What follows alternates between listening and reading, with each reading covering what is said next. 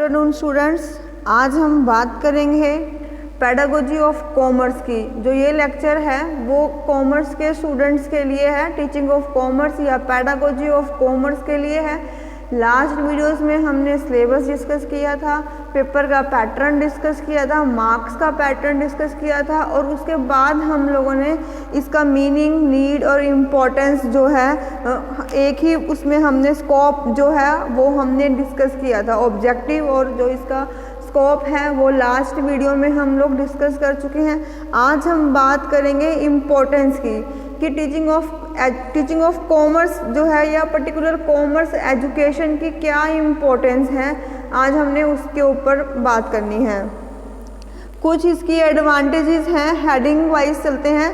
पहली हेडिंग है helpful in tackling economic problems.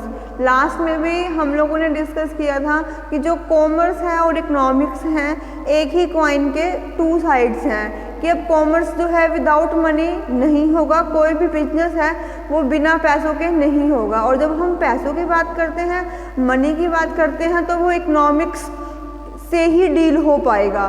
तो कॉमर्स एजुकेशन का बेनिफिट क्या हुआ कि जितनी भी इकोनॉमिक की प्रॉब्लम है, मनी की प्रॉब्लम है, मॉनेटरी सिस्टम है, कैसे मनी को मैनेज करना है, तो उस चीज़ की नॉलेज भी हमें साइड बाय साइड मिल जाएगी। क्योंकि कोई भी बिजनेस है, कोई भी ट्रेड है, विदाउट मनी पॉसिबल नहीं है। अगर हमारे पास मनी है तभी हम कोई बिजनेस कर सकते हैं। तो यही है कि दोनों जो हैं वो एक ही कॉइन के टू साइड्स हैं, आप इनको अलग नहीं कर सकते। अगर आपको कॉमर्स पढ़नी है तो साथ में इकोनॉमिक्स की नॉलेज भी हमको लेनी होगी। देन है मीन्स ऑफ लाइवलीहुड।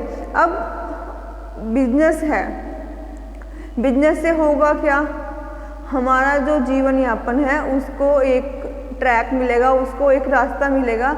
अब कौन कौन से ऐसे स्ट्रीम्स हैं जो कॉमर्स के साथ जुड़े हैं, बैंकिंग हो गया, हम इकोनॉमिक्स बन सकते हैं, हम टीचर बन सकते हैं, हम अपना ट्रेड खोल सकते हैं, वी आर द प्रोड्यूसर्स, हम अपनी फैक्ट्री कर सकते हैं, हम हॉकर्स हैं।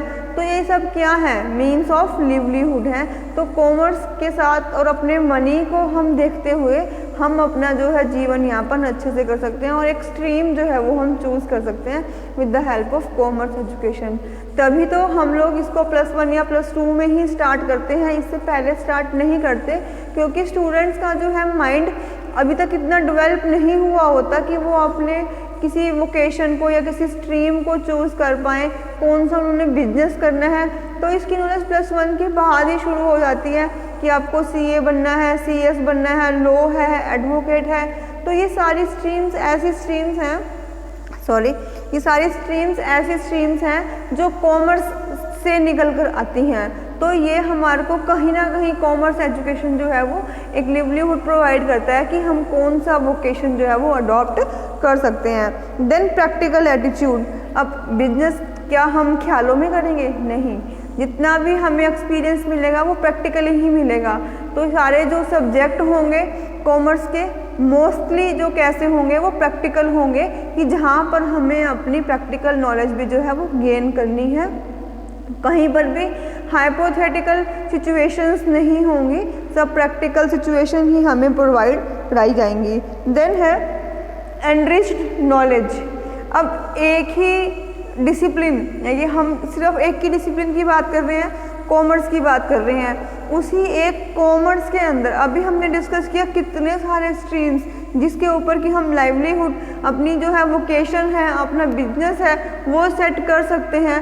तो एक ही स्ट्रीम से हमें इतने सारे और सब्जेक्ट्स की या और स्ट्रीम्स की जो है नॉलेज हमें मिलती है। तो यहाँ पर नॉलेज कैसी होगी? एनरिच्ड होगी, फुल होगी और प्रैक्टिकली हमें उस चीज़ की जो नॉलेज है वो हमें मिलेगी। देन है नॉलेज ऑफ अदर कंट्रीज। जब भी कोई पर्सन बिजनेस करता है तो वो अपने बिजनेस को ग्रो करना चाहता है। अगर वो लोकल लेवल पर है तो वो चाहता है कि उसका बिजनेस ग्रो करके स्टेट लेवल पे आए। जो स्टेट लेवल पर डील कर रहा है वो कोशिश करता है कि नेशनल लेवल तक उसका बिजनेस एक्सपेंड हो, और जो पर्सन्स नेशनल लेवल तक अपने बिजनेस को एक्सपेंड किए हुए हैं उनकी होप रहती है कि उनका बिजनेस ओवरसीज तक या अदर कंट्रीज तक भी जाए। जब हम ऐसा सोचते हैं तो हमें दूसरी कंट्रीज़ की नॉलेज भी हमें लेनी पड़ती है कि वहाँ की इकोनॉमिक्स कैसी है, वहाँ का मनी का एनवायरनमेंट कैसा है, वहाँ पर जो करेंसी है कितना डिफरेंस है हमारे से, हमारी इंडिया की करेंसी से कम है या ज़्यादा है, हम वहाँ पर बिजनेस कैसे कर सकते हैं, वहाँ की क्या पॉलिसीज़ हैं, उन सब की नॉलेज भी हमें लेनी पड़ती है। तभी यहाँ कॉमर्स को लेते ही क्या होगा कि हमें अदर कंट्रीज़ की नॉलेज भी मिलती रहेगी कि वहाँ कौन सी पॉलिसीज़ चल रही हैं, मनी की कौन सी पॉलिसी चल रही हैं, इंपोर्ट और एक्सपोर्ट के क्या जो प्रोसीजर हैं वो होंगे, कैसे हम अपनी कंपनी इंडिया और आउट ऑफ इंडिया जो है वो एस्टैब्लिश कर सकते हैं। देन नेक्स्ट पॉइंट है यूज़ इन प्रैक्टिकल एक्टिविटी। अभी हमने यही सेम बात पहले भी करी कि जो कॉमर्स के स्टूडेंट्स होंगे उनका एटीट्यूड कैसा होगा, उनका एटीट्यूड प्रैक्टिकली एटीट्यूड होगा, वो सिर्फ जस्ट थ्योरी में बिलीव नहीं करेंगे, उनको हर एक कंसेप्ट को प्रैक्टिकली भी प्रूव करके देखना होगा। सपोज हम कोई एक पॉलिसी की बात करते हैं, हम एक पॉलिसी डेवलप करते हैं तो उस पॉलिसी को खाली ऑन पेपर डेवलप करना अलग चीज़ है, लेकिन उसको ग्राउंड लेवल पर एस्टैब्लिश करना और चलाना, इम्प्लीमेंट करना अलग चीज़ है।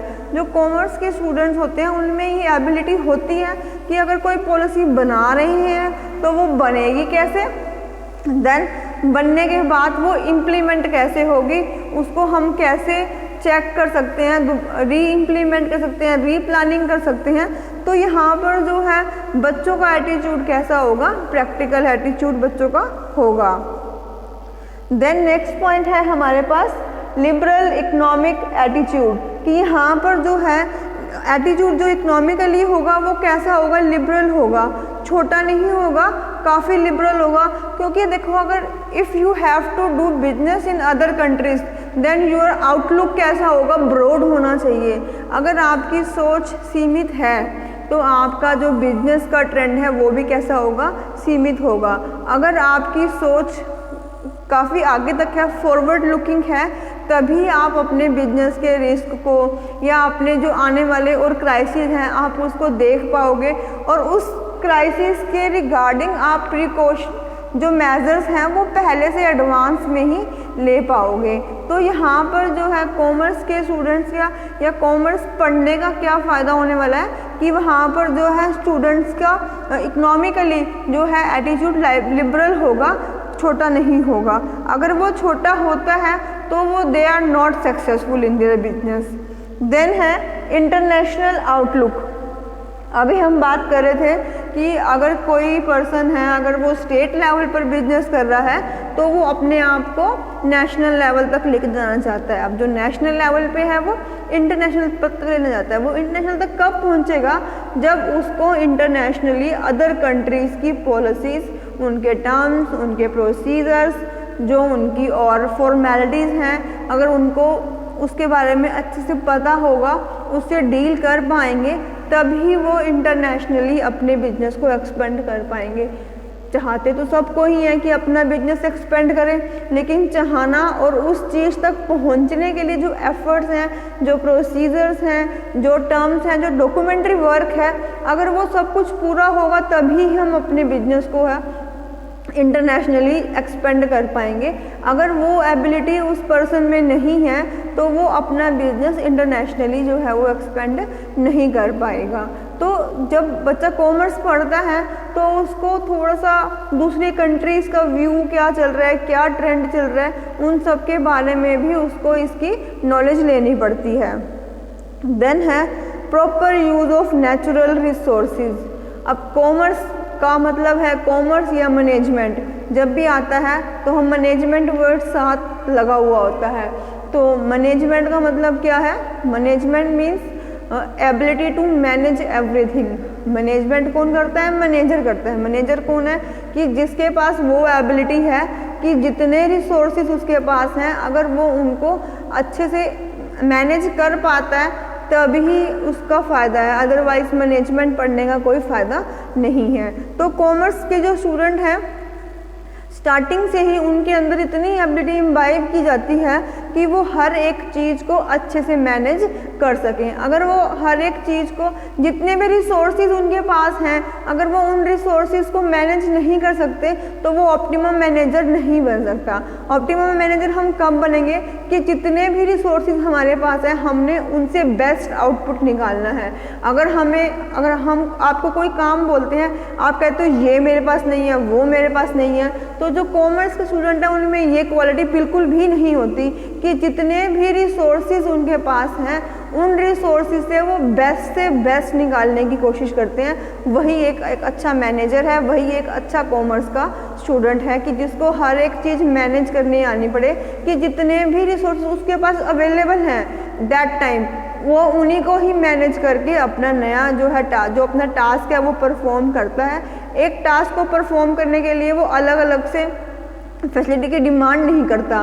कि अब एक मैनेजर है, आपको अपने वर्कर से वर्क कराना है तो आप नई नई पॉलिसीज़ को जो है आप इम्बाइब कराओ, डालो कि हाँ ये कर दो, ऐसे होनी चाहिए। नहीं, एक ऑप्टिमम मैनेजर क्या होगा कि जितनी रिसोर्सेज आपके पास अवेलेबल हैं आप उससे बेस्ट जो है वो आउटपुट निकालोगे। लास्ट है हमारे पास मटेरियल वेलबींग। जो आज की एज है, साइंस और टेक्नोलॉजी की एज है, मटेरियल जो है कंट्री के लोगों को जो कॉमर्स कर रहा है उनको हर एक मटेरियल की जो है इक्विपमेंट की है नॉलेज होनी चाहिए। यहाँ पे हम एक टर्म पढ़ते हैं HRM कि ह्यूमन रिसोर्स मैनेजमेंट, कि जितनी भी रिसोर्सेज अवेलेबल हैं, जितना भी मटेरियल अवेलेबल है, अगर हम कॉमर्स की बात कर रहे हैं तो वहाँ पर मैनेज करना आना चाहिए पर्सन्स को भी। जितना मटेरियल है, मटेरियलिस्टिक थिंग्स को भी, टेक्नोलॉजी को भी, प्लस कि आप अपने वर्कर्स को इतना एबल बनाओ कि डे टू डे अगर कोई टेक्नोलॉजी चेंज हो रही है तो वो लोग भी इस चीज़ को चेंज कर सकें। ठीक है, तो ये कुछ इंपॉर्टेंस थी, मैं रिपीट कर दे रही हूँ। इसकी हेडिंग है, फर्स्ट है helpful in tackling economic problems, means in livelihood, practical attitude, enriched knowledge, knowledge of other countries, useful in practical activities, liberal economic attitude, international outlook, proper use of natural resources, then material well-being। ये सारी क्या हैं, importance हैं। इससे पहले हम scope और इसके ऑब्जेक्टिव कर चुके हैं। नेक्स्ट जो है हम ब्लूम टैक्सोनॉमी करेंगे। वेरी वेरी इंपॉर्टेंट क्वेश्चन है ब्लूम टैक्सोनॉमी का। आपके पास कोई भी पेडागोजी है, आपको ये ब्लूम टैक्सोनॉमी करनी ही करनी है। Thank you.